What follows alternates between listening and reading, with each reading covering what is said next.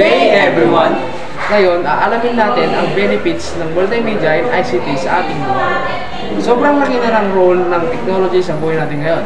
School man, education, and sa daily life natin. Kaya naman, tara, alamin natin. Unahin natin sa education. Mas nagiging engaging ang learning dahil sa multimedia like video animation at interactive lessons. Plus, dahil sa ICT, student and teacher have access to online digital libraries and virtual classroom.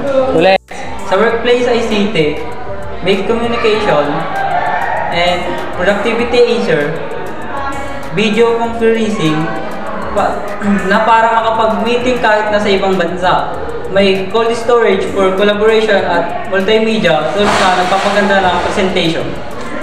At syempre, sa daily life, hindi mawawala ng ICT at mobile media, social media, at connect with family and friends. Online, Shopee and retail. Kay Maya, to save use time of entertainment like music, gadget, and movie, and isang click lang. Embrace technology and shape the future.